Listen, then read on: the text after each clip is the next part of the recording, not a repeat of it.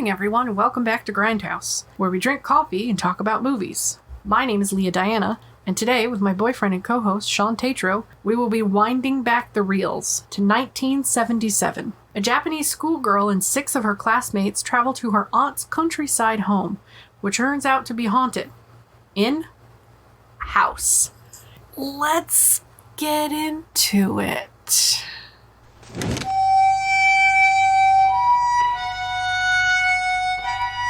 House.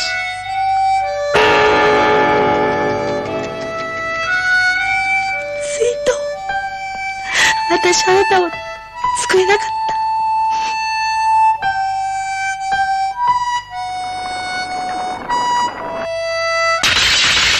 た。I see in your eyes where tomorrow is hiding in my heart. There's a bell ringing loud at the touch of your lips. Down the rainbow, I'm sliding. Little arrows keep falling as thick as a cloud.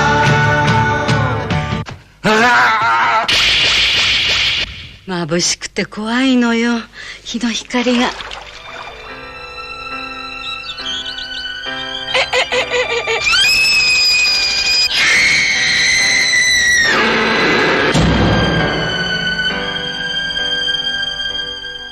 かからないわ。故障よ。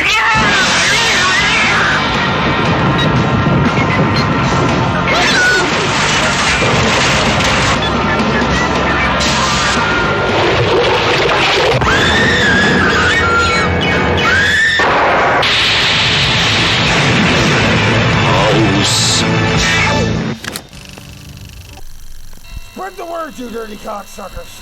Tell all your grave robbing friends to let them out of the city now! The nightmare of insane murder. From the depths of hell. From the angel of death.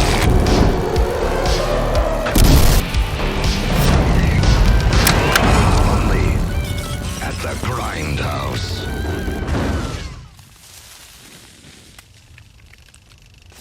I'd like to set us off here by saying a couple of things. Why? Why? Why is this happening? What are we doing? What is going on? So, we had time to kind of let this movie sit. We didn't immediately record because we had plans that we had to take care of today. Yeah. They were kind of like last-minute plans, but it was nice.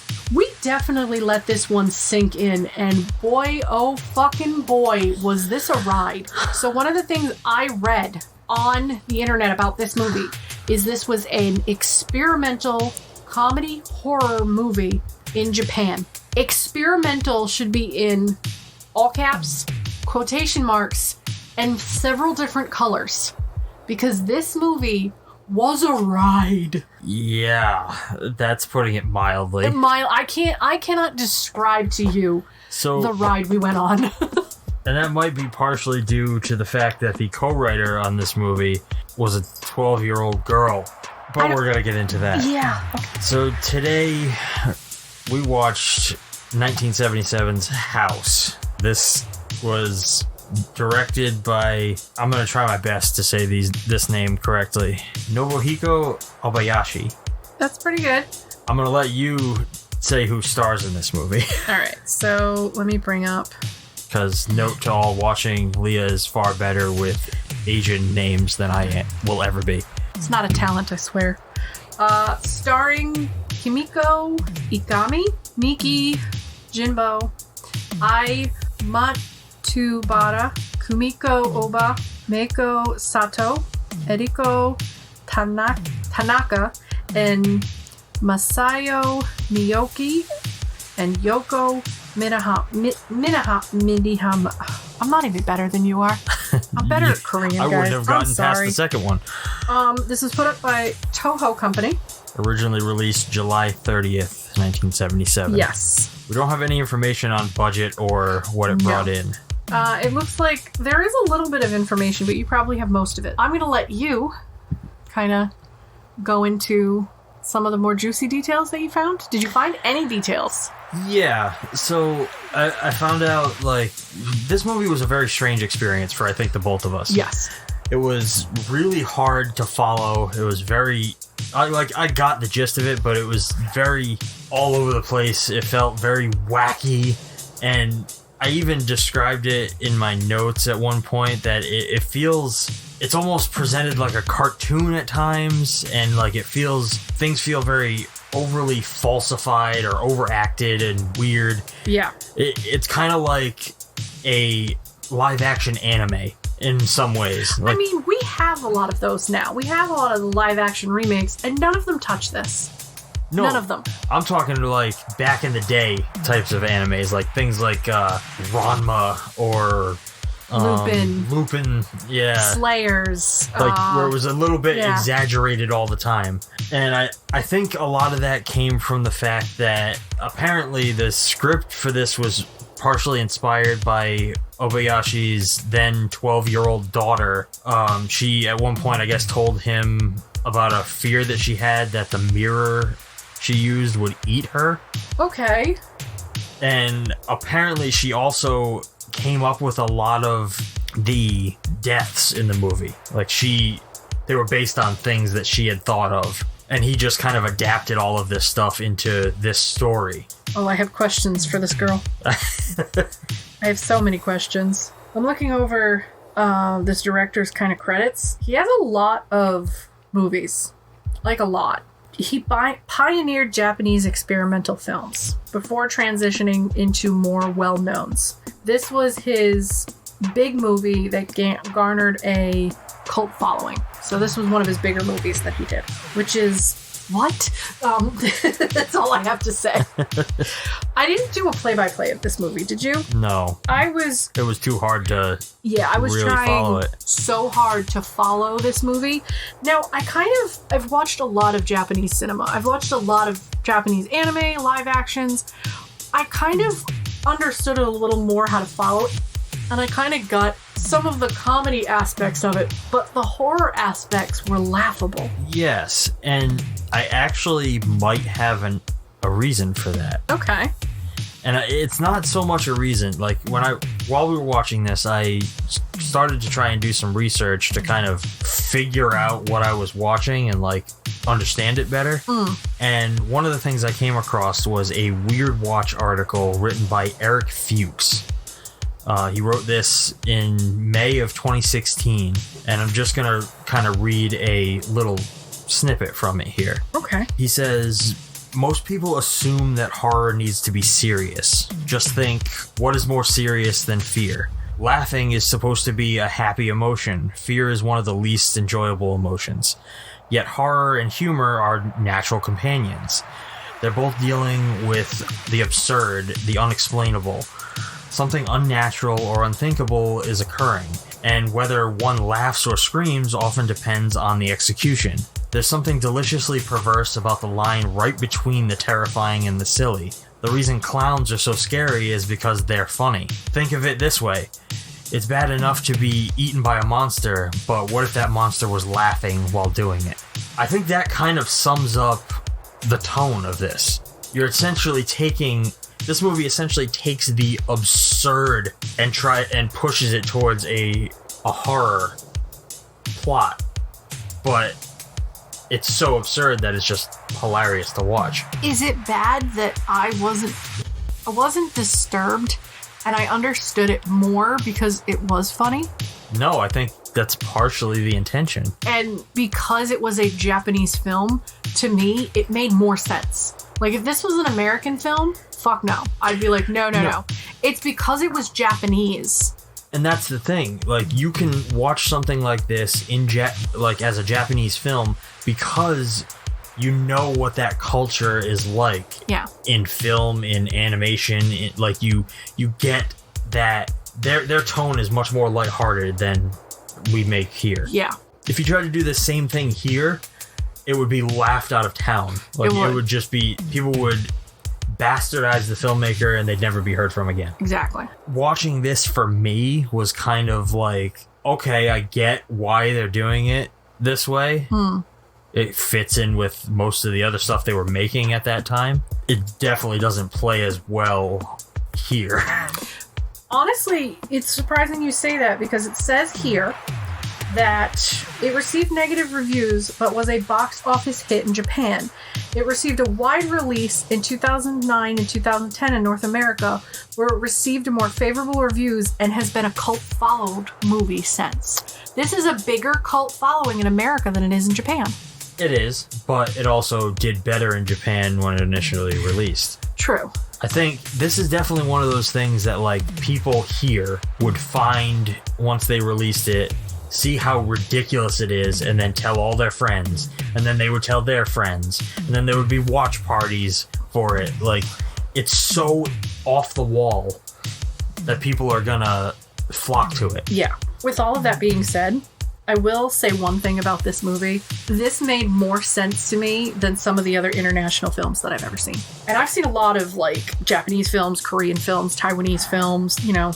This made more sense to me than those. If that's weird or not, I don't know. Maybe it's just because I'm fucked up in the head. I think we all are.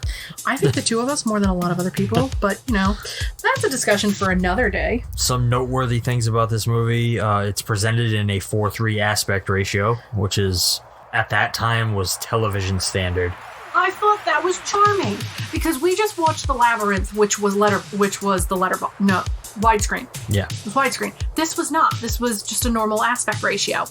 I liked this being that because it felt like one of those cheesy after-school television shows you watch. And that's what made it better for me, in my opinion. Honestly, I don't think that was like a choice because this movie is also the first Japanese film to use video effects. So I think it was kind of a case where the budget was low. They kind of had to shoot it how they shot it. They had to utilize what they had. Yeah. And a lot of my notes, like before I knew that it was the first movie to ever use those types of effects and everything, were about how the movie's using all of these what are now very basic effects. It's using like iris wipes and shifting transitions. It uses like stock video elements at certain times, freeze frames, compositing.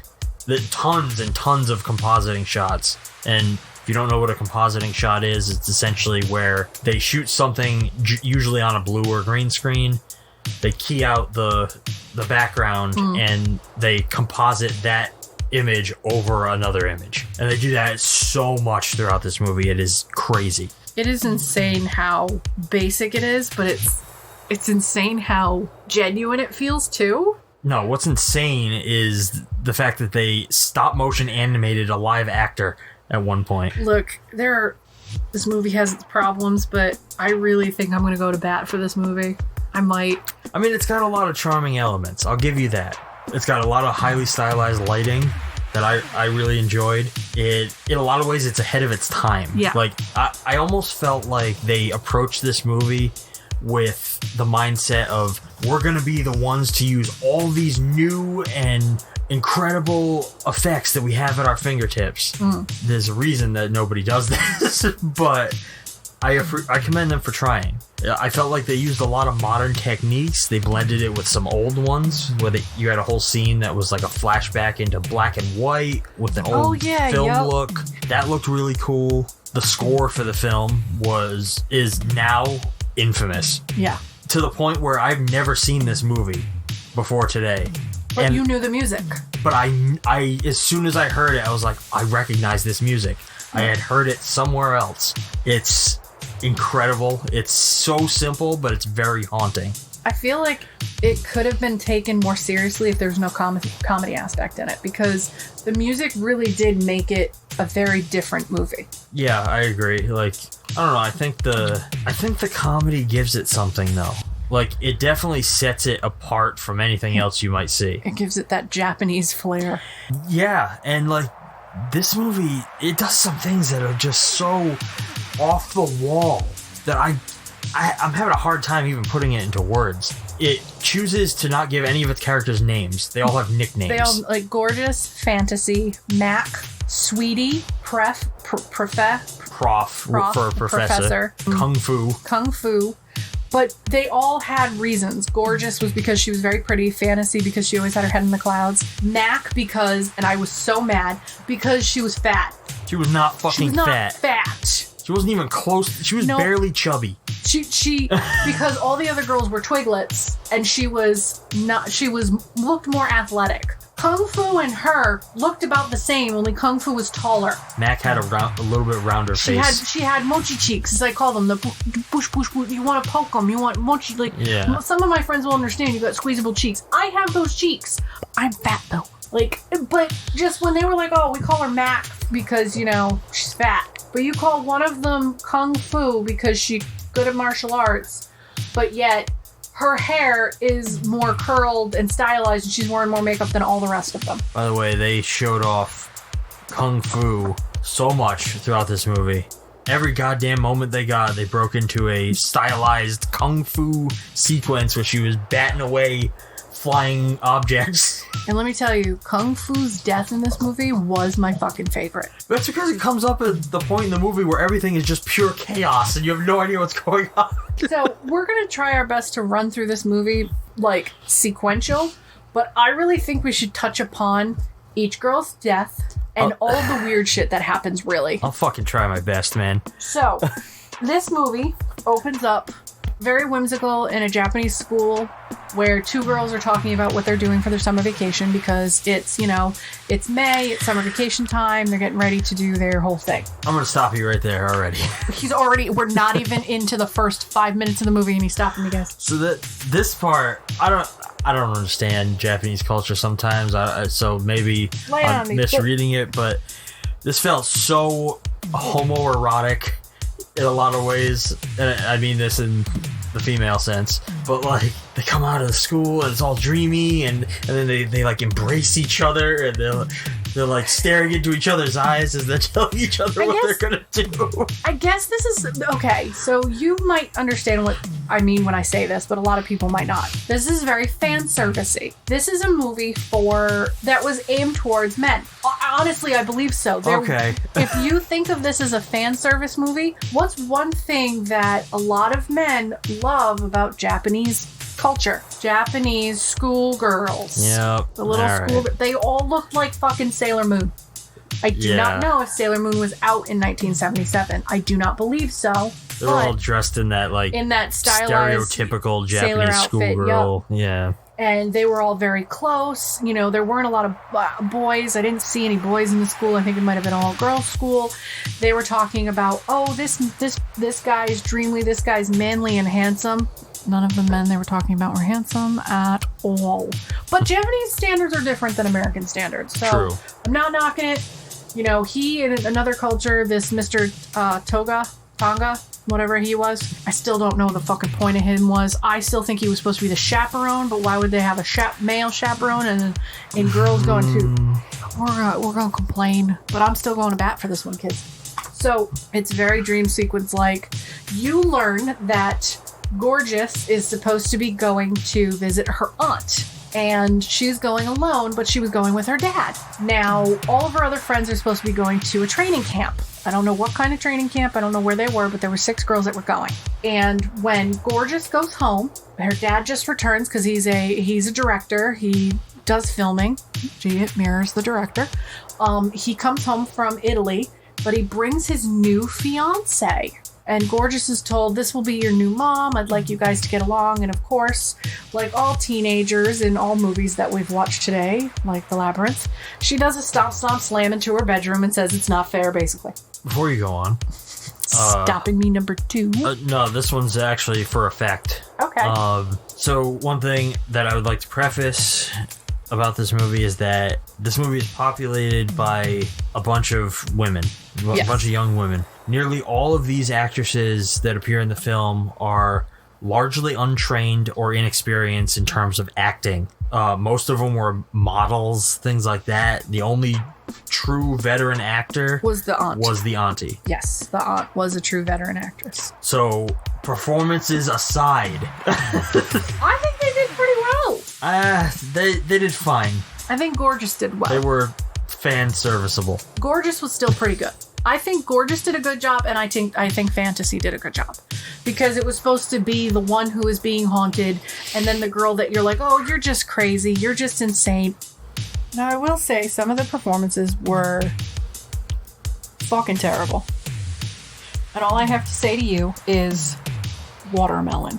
What about the watermelon? Everything wrong about that watermelon. So we learned that Gorgeous now has a stepmom, or going to have a stepmom. And the way they presented this stepmom was the stereotypical, like, beautiful woman with her hair billowing and the wind. Like, this woman had to have a wind machine follow her at all times with this white scarf, and she was beautiful. Literally every second she's on screen. And she's only on screen for about 5 or 10 minutes total. But there is a powerful wind. Way less than that. Way less. I mean, maybe 2. 2 minutes? No, Like, that was longer nothing. than 2. But after Gorgeous goes into her bedroom, we learn that Gorgeous's mom died 8 years prior. We don't know the circumstances, but we know that she came from a small village. And, you know, she's very upset that, you know, dad disappointed us. He has a new woman in his life. And now she learns that her stepmom wants to come with them on vacation. So now, I don't know how it happens, but Gorgeous just happens to invite 6 of her friends with her to her aunt's estate on vacation. And she writes a letter to her aunt saying, oh, I hope you don't mind. I'm bringing 6 of my girlfriends with me. I hope that's okay. And the aunt was like, oh, yeah, sure. That's great. Come on down. Clue number 1, creepy old aunt invites all of you with no problem, and no problem with a short notice. There's something wrong with this woman right there. Right there. You want 7 fucking crazy ass teenage girls in your house for the summer? I don't wish that upon my enemies. No. Teenage girls are scary. People run. I know I was one. But then it goes to this white cat appears in Gorgeous's house. This beautiful white Persian cat. She names it Blanco. Or Blanche. Names it Blanche. Blanche is white. Translates to white. So it's like, oh, you named the cat white. Very interesting. What were you going to say? You looked, The cat just appeared? Yes. I just assumed that it was her cat. Nope, the cat appeared. And I must have missed that. And the aunt says at the end, I sent Blanc to you. Or I sent Blanc to get you. She explains that at some point. But yeah, the cat actually, that's why the cat is all over the house. Well, that's where one of the things that I just didn't quite understand, because I thought it was just her cat, and then it was just fucking because she's supernatural all of a sudden. Kitty, where did you come from? Oh, okay. And the cat just hung out with her. Well, I thought that was more of like, oh, you weren't here a second ago. Where'd you come from? Kind of a thing. Oh. No, cat just showed up. Wasn't her cat. Was her aunt's. Oh. Does that make the story any better? No. Oh, this is fucking beautiful. It's rare to see Shawn sitting here going, oh, my head hurts and I hate you. What the fuck? Yeah, my notes are, what the hell did I watch? Today on our episode of Angsty Teenage Dreams, experimental is right. What the fuck? What the hell is happening? That's literally, this is a fucking trip.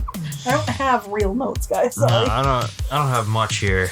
But so the girls go on to the train and they head to the aunt's small town or small village. And there's really nobody around. There's a watermelon salesman. That's basically it. I saw nothing else. They take a bus out to this point. Oh, they take a bus, and you lauged your ass off because there's a billboard when they get off the bus. So yeah, I was kind of losing my mind at this point because I was paying attention a lot to the effects throughout. So like even early on, there's a bunch of like things that I noticed, like at the very beginning when you're at her house and she runs in to her dad and they have this weird fucking daddy moment. Daddy. It's very clearly a set. Yes. And like the background is a matte painting like of the sky. And a very piss poor matte painting at that. And I was like I was laughing at that. And then like I'm watching like there's like sky replacements and a bunch of other shit to just make it that look a little better, I guess. Oh, now I get why you were losing your mind. Never mind. Okay. We get to this bus scene. So they're in the bus. You see them riding along, and the background is very clearly fake. And then they pull up to this thing, and the background is a painting.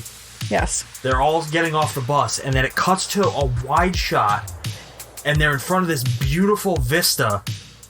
And then the bus pulls away, and you see that there's a painting of that exact view behind the bus. It's just like, what the fuck is the fuck? And then I noticed that the clouds and everything on the painting were the clouds and everything that were in the background. It was exact. It was the exact same image. It was like, why is this here? What is going on? There was something on the sign in Japanese that I cannot read. Hiragana, katakana, I don't know which one it is. I cannot read Japanese alphabet at all. It takes years to learn enough kanji to read a Japanese alphabet, or the Japanese alphabet. I have no idea what that said. I would like to deep dive on what that said, because hopefully it says beautiful views or something like that on the painting, and then behind you is the same exact. Oh my god, it's like, why have it? Just put a plaque. Oh my god.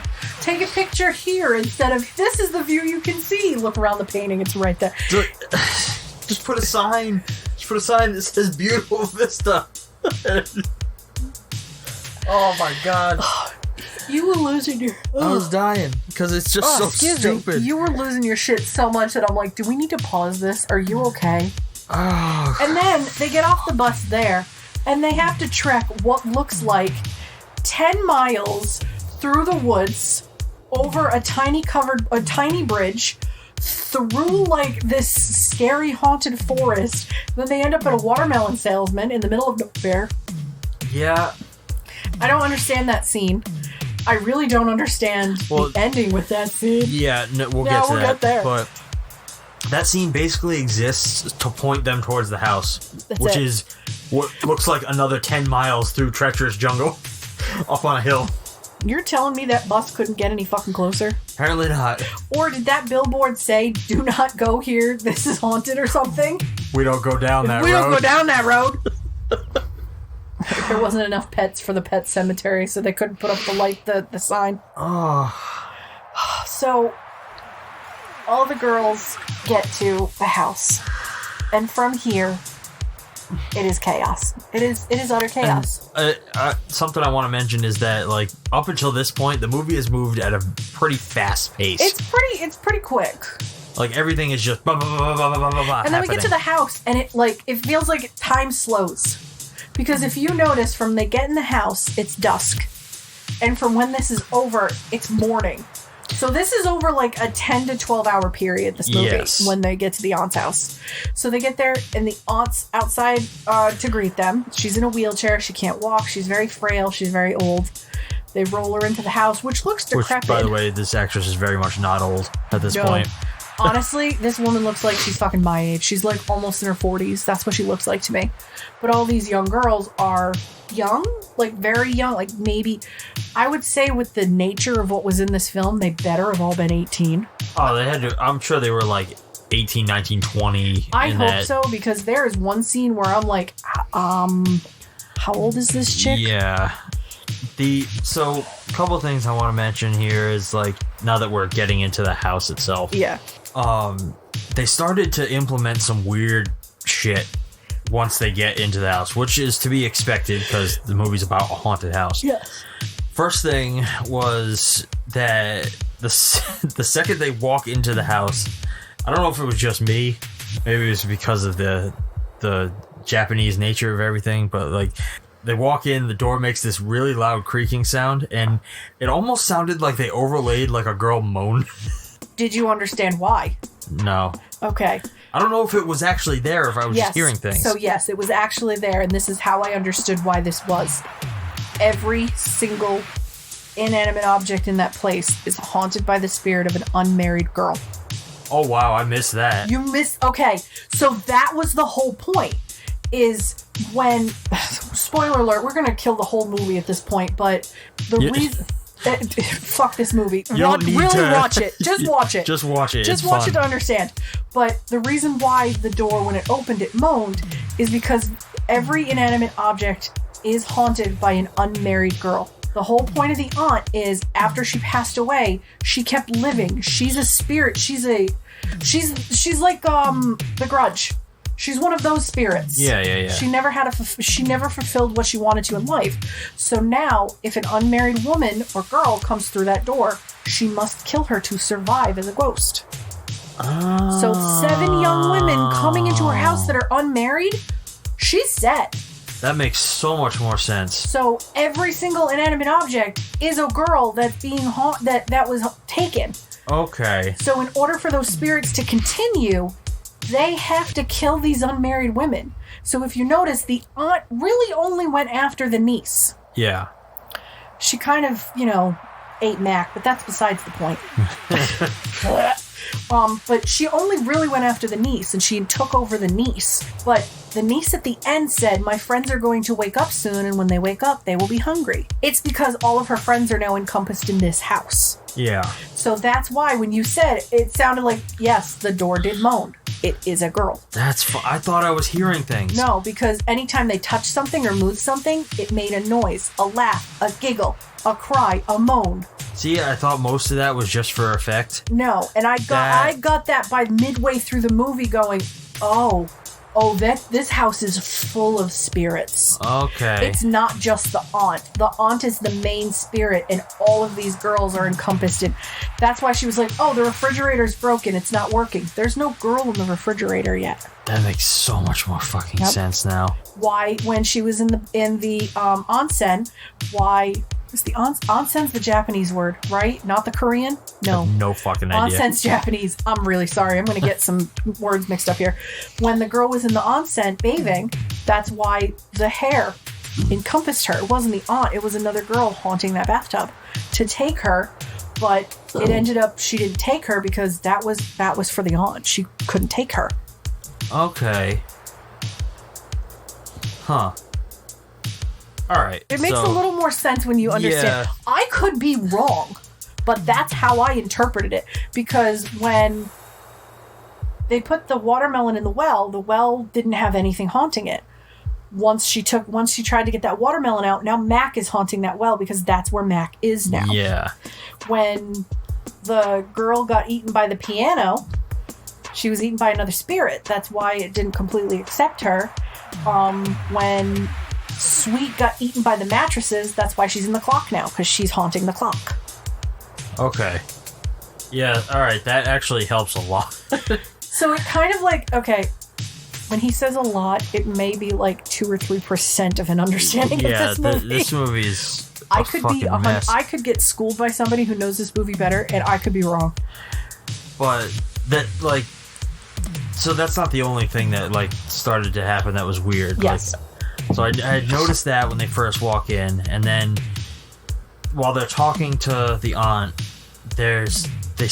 at one point there's this one shot. It's of all the girls. The aunt is in the middle in the wheelchair, and they're all talking, and it's like suddenly the frame rate changes in the middle of the shot.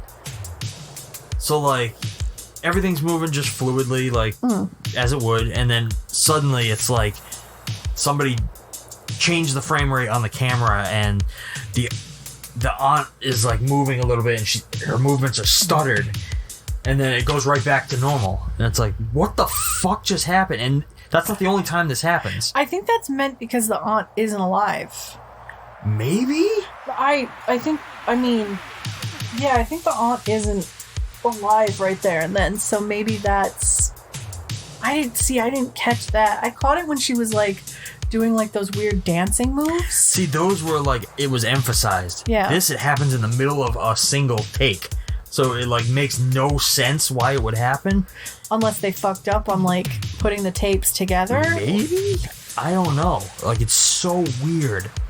I don't know. I feel like they made so many strange and crazy decisions throughout this movie. I know. And all of it, I'm sure, has meaning, but it just... I don't know. There's a part where the cat gets thrown into the frame. Oh, and you literally can see somebody just hopping the cat at the lady, and you're like, it's like that didn't jump. Somebody threw him. Yeah, that lady definitely hummed that child. Not child, hummed that cat. Oh, that was another one that I noticed. It's in these early moments when they start kind of looking around the house. But you start to see things in the frame randomly moving a little. Yes. And it's like so simple. It's like I think the first one's like the lid of a basket like shifts. Yep. And it's right in front of the camera this happens, so it's not a mistake. And then you see like other things like the next one that I noted was when the girl's rinsing the dishes and she's like, "Oh, I'm thirsty." She fills the glass. The water turns to blood and she drinks it and doesn't notice. Oh yeah, I did notice that. I was like, ew. And it's like, what the hell? Like, these little things keep happening, but nobody sees them happening. And my assumption was, oh, it's the spirits in the house. They're, like, moving things. It's kind of your indication. But it's weird that they don't draw any attention to it. I guess maybe you have to watch this multiple times to catch everything. Maybe that was the intention. They were hoping for rewatchability. I did notice that they got that patented Spielberg warp zoom in there. What did I tell you? What did I say when I was like, "Oh, did you perk with that? Did you perk with that zoom?" I like this fact. The film was commissioned by Toho Studios in reaction to the success of a foreign horror film like Jaws, and designed to be a domestic reflection of the successful Western films of the genre. I didn't see Western anywhere near this. No, and Jaws? I mean, the only Jaws moment was all the blood in that room at one point. I mean, I guess. I'm just trying to see if there's, like, any other... Oh, Mac's nickname is Stomach... is short for stomach. It's not a pun for Big Mac. Yeah, but they say in dialogue that... Yeah. Something about Big Macs. So... I can understand the misconception. There's not a lot of interesting fun facts in this. No. Literally in my notes, I reached a point where I just said, I give up. This whole fucking thing just feels like a wacky film school experiment. Honestly, it does feel like a wacky film experiment. But it's not an experiment I hate. No, I can't say that I hated this. It's just so fucking out there. I mean, it's supposed to be out there. And from what you just described to me with the many ghosts in the house, like that makes it make a little more sense. And maybe if I watched it again, I would pick up on more knowing that. Yeah. But like going into this blind, I was just like, what the fuck am I watching? When the girls are all together in the beginning, they're fine. But it's when the girls start to separate, the bad things happen. Yeah. Like Matt goes first and then Sweet. And it's almost laughable how predictable the movie gets at some points. Like, fantasy starts going crazy, and you're like, oh, she's the fucking nutty one that's going to survive till the end. You know? I will say that it looked really good. Yes, for a fucking, almost 50-year-old movie? Yeah. So, it's worth noting that we watched the Criterion Collection release. I bought that one specifically so you had a Criterion Collection Blu-ray. This is actually Criterion Collection number 539. Yep. Because Criterion numbers all of their spines, which is the coolest fucking thing ever. I would love to have all of the Criterion movies. Oh, that would be a beautiful That would be another collection. section of the archive. They would be like, do you want to see the Criterion section? Maybe someday. Someday be never. But yes, this is a very, very good transfer of a movie that has no real business looking this good. I mean, honestly, I've got to say, I want to watch this again. I want to watch this on VHS. Good luck, mister. How much money do you think that cost me? Almost $45. I'm gonna look. I'm gonna see if I can find one. Oh, it would be really cool to own this on VHS. I think that would be a more enjoyable watch. All right. I want to see if it's possible to find this on VHS. So I think you should go into the first kills of the movie. Okay, so yeah, there's no deaths in this movie that are like the same as another. No. They're all extremely different. They're all extremely inventive. They're all very, very, very creative. And knowing that a child helped come up with them is kind of off-putting, to say the least. I mean, children's imaginations are incredible. I think the first death of the movie was Max, right? Yes. Which, her actual death, I'm pretty sure, happens off-screen. I don't remember actually seeing it. It is off-screen. There is no, there's no film on screen. There's no death for her on screen. But suddenly one of the girls goes out to the well, I think to get the watermelon or check on the water, or they hear something in the well. Yeah. I'm trying to remember. And they go to pull up the watermelon because for some reason they stored it in the well. Because the fridge was was broken. Yeah. All right. So, but when they pull it up, they end up pulling up Max's severed head, which then essentially leaps out of her hands, bites her on the ass, and then when she runs away, it vomits blood and rolls back into the well. It was so weird. It was such an odd scene. Found it. Did you? Yep. $230 on Japanese eBay right now. Holy shit. That's a bit pricey. Free shipping though. That would be the most expensive Blu-ray VHS that I own if I were to buy it. Oh my god, the seller has nothing but negative feedback. Oh great. Maybe because he's overpricing VHS tapes. Maybe because he's a piece of shit. Sorry. Oh my god.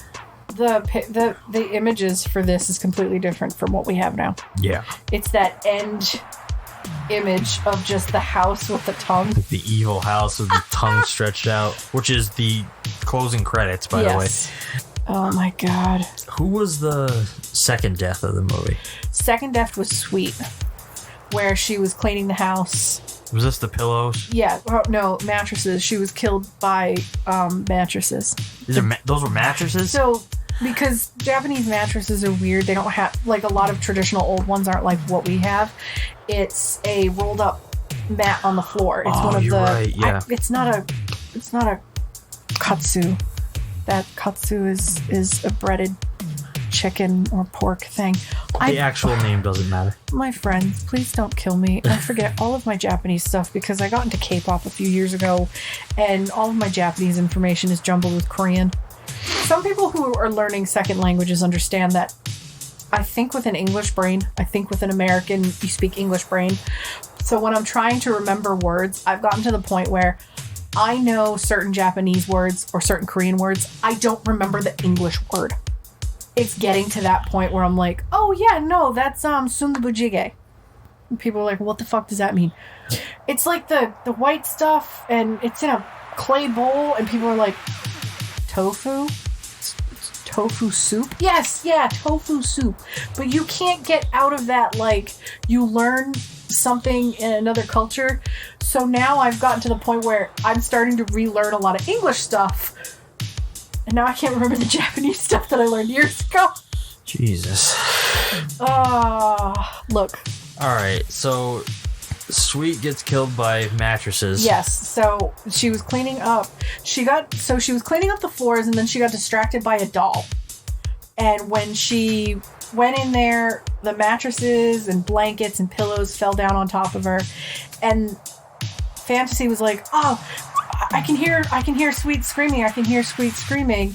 and Melody was playing the piano, and Melody's like, the thing on the piano fell and hit Melanie's finger, and she's like, oh, it almost like the piano bit me. Foreshadowing. Foreshadow. So Fantasy went to go find out where Sweet was, and hears her screaming in a room, and she can't get in there. So when all the other girls show up, like, all it is just mattresses and pillows and blankets and shit. And then they're pulling out Sweet's clothes. Like, oh, I found her bra, I found her panties, I found her shirt. Like, was she just running around the house naked? Like, where is she? Oh, she's probably doing something. It's fine. We'll find her. And Fantasy's like, no, she was just in here screaming. Like, now she's not. And Mac's missing. Oh, she probably went to go find food. She's fine. Like, Fantasy's the only one like, what is wrong with you people? Something's wrong. And then Gorgeous was in the onsen. She was in the onsen.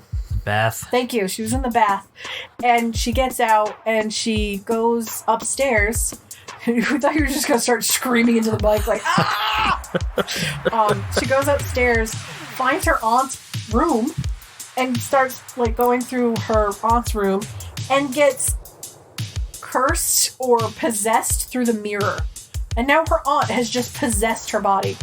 Oh, and the other thing we need to talk about is at one point, Fantasy was watching the aunt eat the watermelon, and she had Mac's eye in her mouth, and she kept opening it, looking at her and stuff, and Fantasy's going fucking crazy.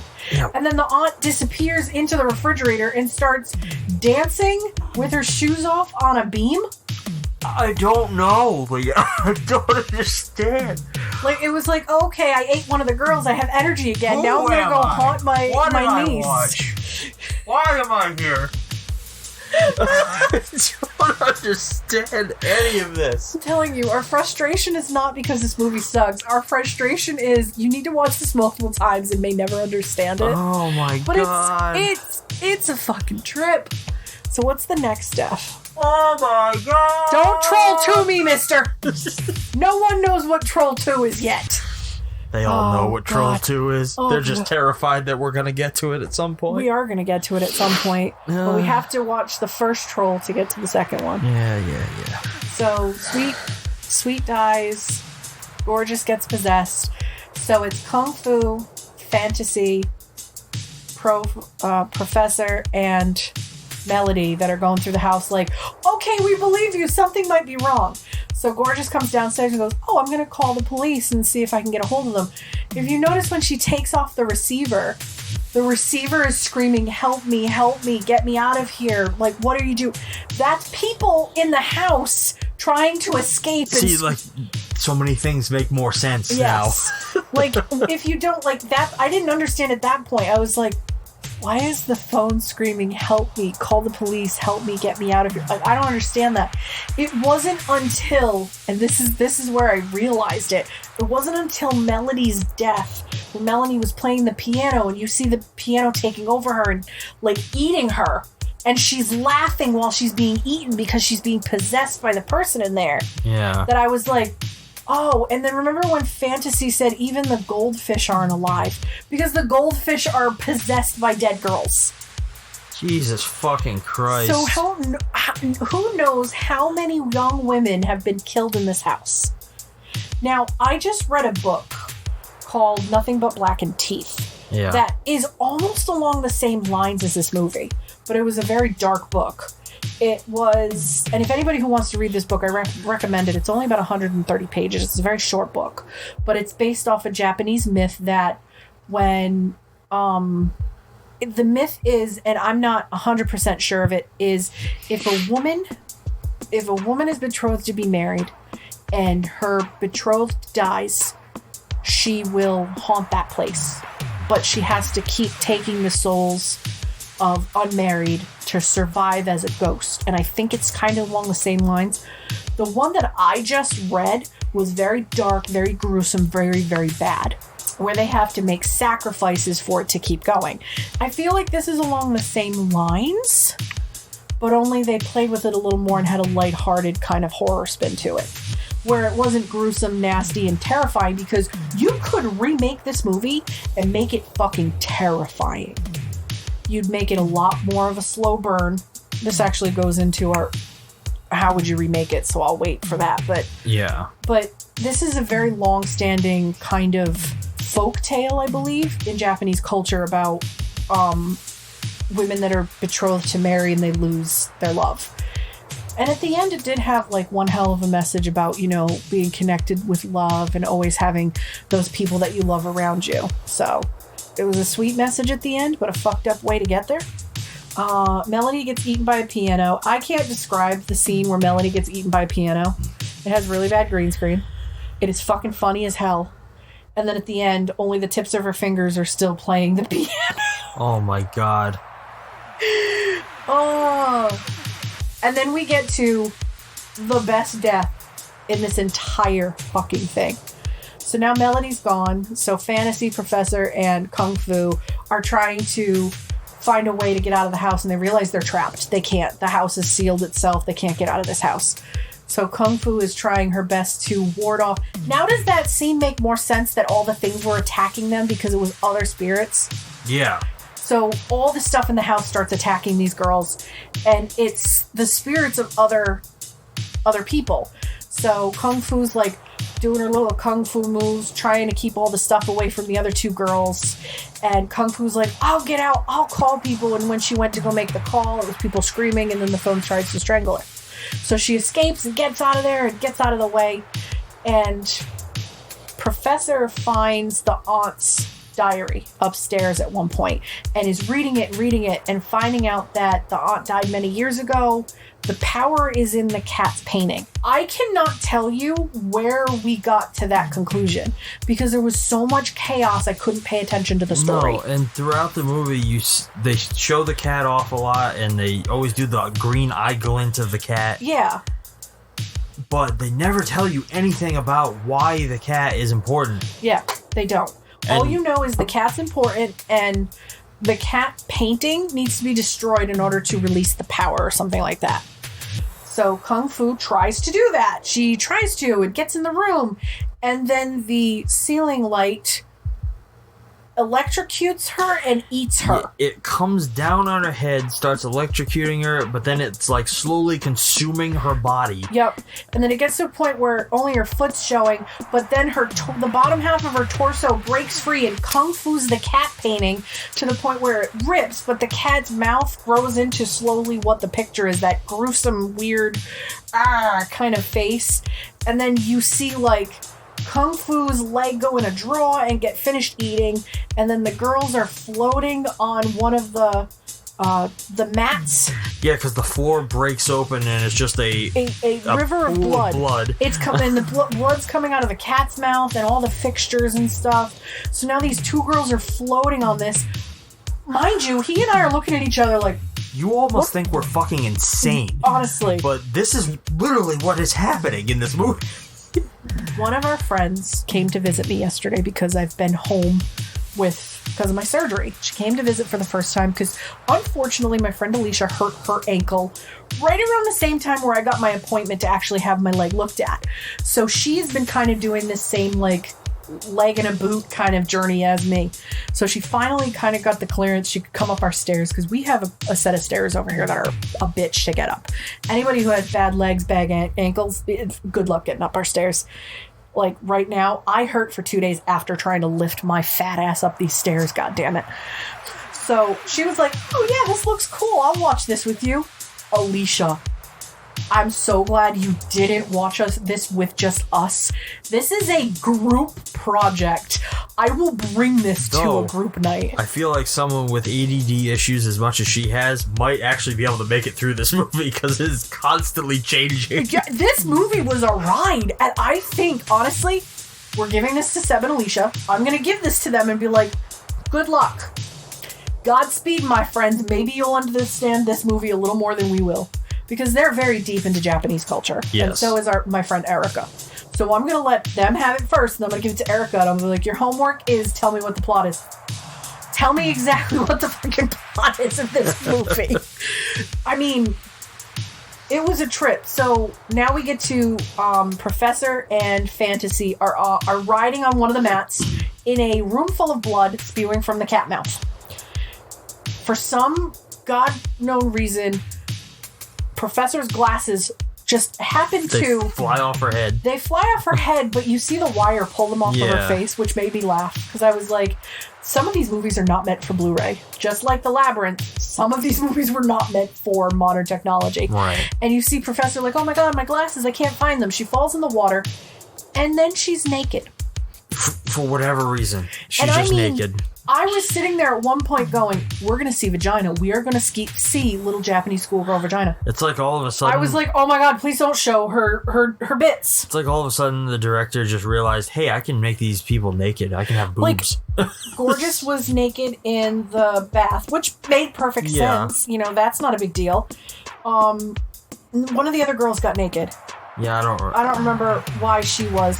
But then... Professor was just absolutely stripped bare naked, and then she disappeared. We don't know what happened to her. Dissolved is how it's described. She was in the blood, and she, like, her clothes disappeared, and then her torso started, like, morphing, and then... So it was just fantasy floating around on this mat. Absolutely, this girl is going to have so much PTSD. So she ends up floating back to where the stairs are, and Gorgeous is coming down the stairs in this outfit. Mind you, who fought the aunt in the wedding dress outside? Was that Kung Fu that fought her? This movie's so crazy, we're missing stuff because there's just so much. Yeah, I think it was. It was Kung Fu that was fighting her outside? It had to be. She was the only one who actually fought people. There's a whole scene where the aunt / Gorgeous is dressed up in the Japanese wedding dress, fighting one of the girls outside, and I don't remember which girl, and I don't remember at what time this part in the movie was. I can't fucking remember it all anymore. But Fantasy's mat floats to the stairs, and Gorgeous is coming down. Now, Gorgeous, for some reason, like, is kind of like Sex and Fury. Half of her boob is hanging out. Like, one of her tit is hanging out of the dress. Yeah. And then she morphs into the aunt. And then it looks like Fantasy just dies in her arms. Yeah, that wasn't entirely clear. I didn't understand, but Fantasy, you know she passes away because she says at the end when the stepmother shows up, like, oh, where are all your friends? Oh, they're all asleep. So you know all of them are dead. Yes. But, like, how did Fantasy die? Did Fantasy just pass away in her friend's arms? I'm guessing. Or you could just assume that she was killed later. She's like, later. there, my friend. How? Should you bit her head off or something? But we get to the stepmother shows up because, there's a whole subplot where this male teacher was supposed to be on the train with them to go there, and he misses the train. Because, this is happening throughout the entire movie. Because he fell down the stairs and got his ass stuck in a bucket. I can't make this shit up. And when we're introduced to him saying, girls, I'm not going to make it right away, I'll drive, I got to go to the emergency room, there's a little kid drumming on this ass that's stuck on his drumming on a bucket that is super glued to his ass the whole time. And I'm like, what is happening? The girls at the house make more sense than ass bucket does. Ass bucket banana. Yeah. That's what we're going to call him. So at the end, he ends up showing up. Right? Yeah. I know why you're laughing. So this teacher finally makes it to the watermelon vendor. He finally drives there, and he gets there, and the guy's like, do you like watermelons? He's like, no, bananas. You're like, what is happening? It cuts scene. The next morning, the stepmother shows up because she wouldn't... No, not cut scene. No, they have that argument, and then the watermelon vendor screams and turns into a skeleton and falls apart. And his head is like chittering like right there on a string, and I'm like... And the other guy freaks out, jumps in his car... And starts screaming bananas. And has like a panic attack. Bananas! Which is emphasized by an edit that essentially just reverses and plays back the same clip again and again. It's like a boomerang. So the stepmom shows up because the stepmom was going to meet the girls the next day because she really wanted to talk to her new stepdaughter, wanted to get to know her, and she shows up and that fucking wind machine is blowing her hair in the breeze. Like, when she's driving, she has the wind in her hair. And then she gets out of the car and there's no wind. The trees aren't moving. That's what I thought was funny. And she's still the wind machine behind her. Yeah. So she sews up and she's like, there's no watermelons anywhere near the vendor. It's all like decrepit with vines. And then pulls up near where the teacher, the chaperone's car is. And all it is filled with bunches of bananas now. With his hat on top of the bananas. Why? Just why does this happen? And then the stepmother starts walking up to the house all like, this is beautiful. I love the countryside. My scarf is blowing in the wind. Shows up and there's Gorgeous opening the house. And the house is untouched. It's all put together. It looks beautiful. She has her kimono on. She sits down properly and she's like, where are all your friends? Oh, they're still asleep. Don't worry, when they wake up, they'll be hungry because the stepmom is an unmarried woman. Yeah, they weren't married yet. Nope, they were not. All right. So the future daughter is going to eat her future stepmom. How many girls were there? There were 7 girls. 7? 7. Damn. Why?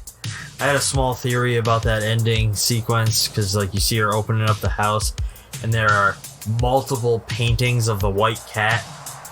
So I thought there was one for each of the girls, but there's not. I thought about that because there's a wall of framed cats. Yeah. There is one wall, and it's just endless.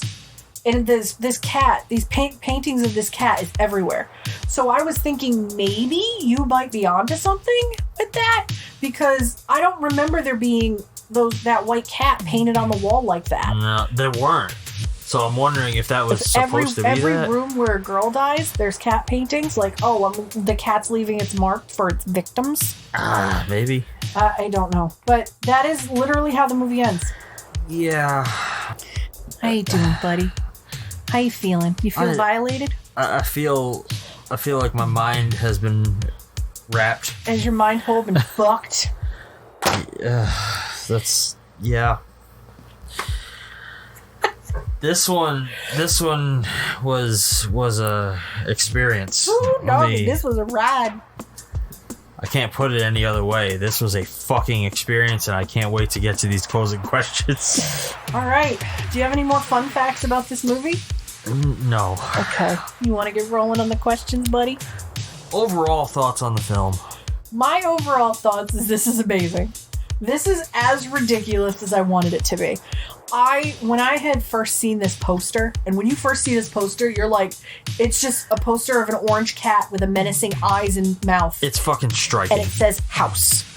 I mean, we're probably going to put it as the picture for the actual episode. Yeah. I love this. I've seen this poster in many movies. I've seen this poster around. And I've always been intrigued because they say it is a Japanese horror. And I'm like, oh my God, how frightening is this? Because they say this movie is like a cult classic. It is a favorite. People love this. It defined horror for something. It defined horror for something. But I never understood why. And I was so excited purchasing this. I didn't read the synopsis. I didn't look anything into this. I was so excited to own this movie. I am 10 times more happy watching this now because it is fucking ridiculous. This one's going in my collection. You can't have this one. This has a home in the archive. This is mine. What about you, sweetie? What are your overall thoughts on this film? Alright, so after having this discussion, my overall thoughts are that this is a pretty solid film. Like, it's a good movie. It's got a good story now that I actually know what the fuck it is. It doesn't hold up visually in any regard. No, it's a piece of crap that way. This is an experience, and I can't really say that about a lot of movies. Most movies, they come and go. They're just, you watch it once, you never have to fucking see it again. I want to watch this. I want to watch this again. This is a goddamn roller coaster ride of insanity. This is, you choke up a joint, you look at your friends, you go, you want to see some shit? Yeah, like, this is definitely a, like, drinking with your friends kind of movie. Oh my God, yes. Did you have any favorites? Oh, Kung Fu's death is my favorite. Like, just watch that scene if you can, of her just, every time they're like, Kung Fu, help me. Wow, wow, wow, she's fucking Jackie Chan, Bruce Leeing all over the goddamn house with a cute little curl in her bangs and a curl in her ponytail the entire time. Also, can we talk about how she was splitting wood at one point and the bottom of her dress just disappears and she catches it? And then for the rest of the movie, she's running around in panties. And she has a tank top and panties on. She started off with a long skirt and like a button-up shirt. That's how she fights the... Yeah. She was outside cutting wood. And she at one point kung fu's so hard, she kung fu's out of her skirt. She just runs around in panties for the rest of the time. That kung fu has to be my favorite character because she's so fucking ludicrously stupid. What about you? Any favorites? I'm at a toss-up between Kung Fu's death or the girl being eaten by the piano. That's pretty epic. They were both so outrageous, and I think Kung Fu's I enjoyed a little more because it's just there's so much madness happening at that point. It's a circus. It is literally like everything is being thrown at the walls, quite literally. Can you imagine? Okay, the director going, okay, girls, you two are going to cower in fear in the corner. You are going to be kung fuing shit as we throw it at you. And they're humming baskets and pictures and fucking pieces of furniture at this girl. And she's like, yeah, wah, wah. Like, I would have loved to have been a fly on the wall of this production. With these girls going, you want me to what? Because these girls probably were like, oh, okay, we're going to be in a fun movie. And it's a fucking laughing they stock. didn't have fun making this movie. Oh my god, they better have. Does it work? Not at fucking all. This movie doesn't work one bit. For what? So the director was going for experimental comedy horror. I believe he nailed the experimental part. The comedy is lackluster and the horror is laughable. That shouldn't be how it goes. It doesn't work. But it does. But I understand the cult following.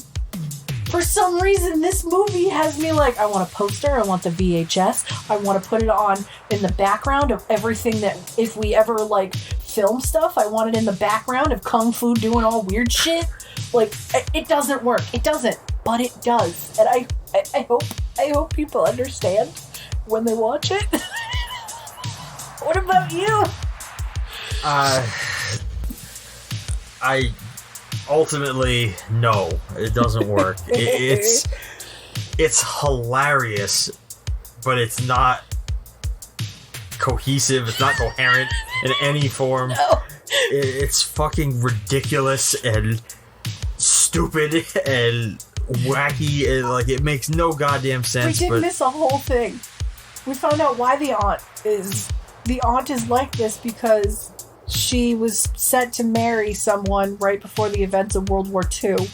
He went off to war and died, and she vowed to stay in the house and wait for him forever. I forgot that happened. I just remembered that, and that's the black and white sequence you were talking about. I forgot that happened. That's the whole reason why the aunt is still there, because she's waiting for her fiancé to come back. Oh, Christ. Needless to say, it's fucking 40 years later, lady. He ain't coming back. Like, stop eating kids. Would you recommend it? Absolutely. Oh my god. People, watch this. Watch this movie. We just gave away the whole plot, but we're not really giving away anything because it's the visuals. No, because you need to fucking see it. You have to fucking see it to understand how bonkers this fucking movie is. Oh my god. Yes, recommend it 100 times. I don't give a shit if you don't like reading subtitles. I don't give a shit if you don't like foreign films. Put it in your brain hole. Honestly, I completely agree. Oh my god. I recommend it just so you can say that you've watched it. Just so you can be like, I sat through this shit. It is like, this is an endurance test. Like, this goddamn thing. It moves pretty quickly, but at the end of this, you'll be able to say, I saw some shit. Honestly, I thought going into Suspiria would be seeing some shit. No, Suspiria's a cakewalk. Suspiria's a great film. This is some shit. This is a wild ride. This is definitely going to be something that I would recommend to people looking for something to watch with friends, watching groups, watch while you're drinking, or I'm bored. doing What do you whatever. want me to watch? Try House. Why the fuck not? I don't mean House as in fucking Hugh Laurie. I mean this 1977 Japanese movie. Please, dear God, watch this. How would you make this today? See, I'm torn between leaving it and then giving it to a new generation. This would be fun with a new, younger generation. But I don't know if I would try and go a serious route or make campier than it actually is. You see, I think that what this is should remain what it is. Yeah. However, the plot that you described to me, that like now that I know what it is, that would make a good serious film. It would. So I could take it or leave it. If I heard tomorrow that somebody was remaking this movie, But they're taking the comedy out and going a serious horror movie route, I'd be like, all right, let's do it. yeah, let's see it. It could be shit. It could be amazing. I mean, Japanese horror is fucking on point. It's Generally, terrifying. All right, so that brings us to the big final question. Is this mainstream, exploitation, or other? This is exploitation. I'm going exploitation because it was an experimental movie at the time. That's where I'm lying. I'm going experiment. I'm going. Oh, I can't talk. I'm insane. I'm going exploitation. What about you? So, I'm actually going to not answer this myself. Ooh. I'm going to lump this in with my final thoughts on the film, Okay. which are mirrored perfectly. Going back to this Weird Watch article by Eric Fuchs. He sums up his article in the absolute perfect way, and I couldn't have said it better. Okay. He says, if the Monkees had wanted to destroy their career even further and follow up Head with a horror movie, House would have been it. It's an exploitation nightmare of sight and sound with a raw, energetic madness that constantly surprises you. Nobuhiko Obayashi does not come off as someone who really knew how to make a feature film. His editing seems to be almost trying too hard early on. It has a quality of a wedding video. But by the time House hits its halfway mark, Obayashi found his stride, creating a totally different language for the film. House is where the ridiculous was made horrifying, and the horrifying was made ridiculous. I could not have said that better in any other way. Eric Fuchs, if you ever hear this, thank you. You summed up this fucking circus. Fucking nightmare. The perfect amount of words. Oh, yeah. Wow. So it's exploitation. I win. This is exploitation. This is. I agree. Nobody asked for this. No, nobody asked for Nobody it. wanted this. Nobody wanted it, but here we it are. is. Oh my god. All right. I think that brings our discussion of House to an end. Please close this DVD Blu-ray. Please put it back on the shelf for now. We gotta go back to more serious film. Don't go anywhere just yet. Please stay tuned for the coming attractions.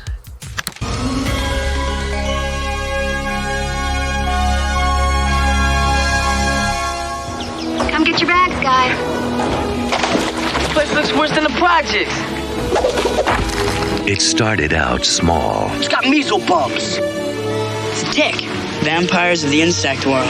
a part of Mother Nature's wonder. What is so inspiring about bugs and insects and snakes? But then they grew Don't move. There's something on your back. Get up now! and grew Just don't touch it if you don't know what it is. Don't touch it, it attacked me. unimaginable, Ticks do not get this big. unthinkable,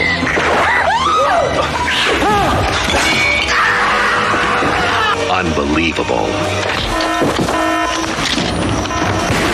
There was a huge fire and a whole bunch of those tick things headed this way. Where civilization ends, the nightmare begins. Everybody get upstairs! Go! Be careful! Go!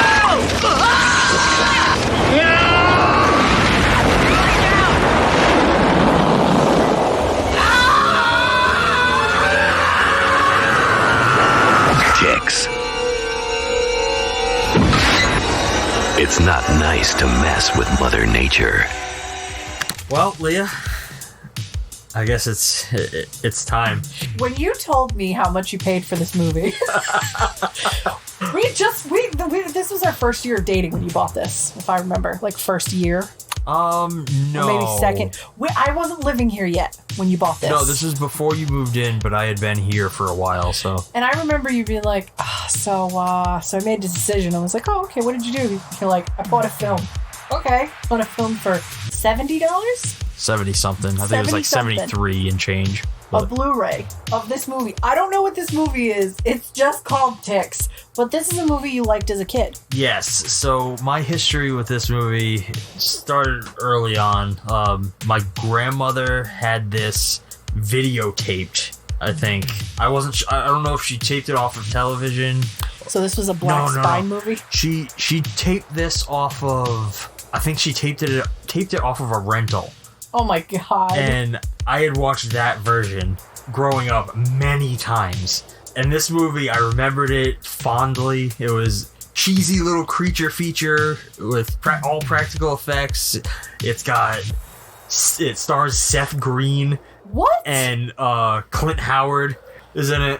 Like, it's... I don't know anything about this movie. I just know it exists in my house, and it is the most expensive movie he owns. No, not anymore, because of Faces of Death. No, which one? Darkness. This was This is the second most expensive movie in the house. Yes, single movie. Yes, because Darkness is what, a couple of films. No, Leif Yonker's Darkness is one movie, but it's so rare that every copy that you can find of it is hundreds of dollars. How much did you spend on yours? I got super lucky when I finally tracked down that movie. I found somebody selling a copy on Mercari for $79 and change. Damn, you got it for a steal then. Yeah, every other copy out there is like $200 to $300 minimum. Is that in our wheelhouse? It is. Oh, Christ. That movie I'm terrified to watch. I cannot wait to get to that one. But before then, we have to get through Ticks. Oh. This one's fun. It's a little creature gross out movie. I think you're gonna at least laugh at it. Hopefully it's not as much of a mindfuck as this movie was. It's nowhere near as much of a mindfuck as this movie. It's pretty straightforward. Like an arachnophobia straightforward? Yeah. Okay. Alright. Hopefully I won't be crying as much as I did in arachnophobia with this one, but we never know. Well, it is Ticks. Oh. And if you live here in the Northeast, you fucking hate ticks. Oh, yeah. Oh, yeah. They're... Anyways, let's get off the creepy crawly subject. Then that brings this episode to an end. We're going to close this house. That means we're going to buy it. No, we don't want to buy that. We're not buying that house. Why not? No, because I'm going to get eaten by unmarried ladies. I don't want to. I am not wed yet. Nor will I ever be. If you want to keep up with everything that we're doing, follow us on Facebook and Instagram at Grindhouse Podcast. We're on Twitter at Grindhouse Cast. Find us on Discord where you can chat with Leah about movies or whatever the hell you want. Yeah, about this crappy ass movie. All the links for everything are going to be down in the show notes. Listen to us, give us a rating on Spotify, Apple Podcasts, Google Podcasts, Stitcher, or wherever you get your morning fix. New episodes come out first thing every Monday morning. If you like what we're doing and you want to show us some support, you can find all that information down below. We've got a Patreon. You can support us directly through Acast. Get yourself some fun rewards, some exclusive content soon. But until next week, I'm Shawn. I'm Leah. Thanks for listening, and keep watching. Peace.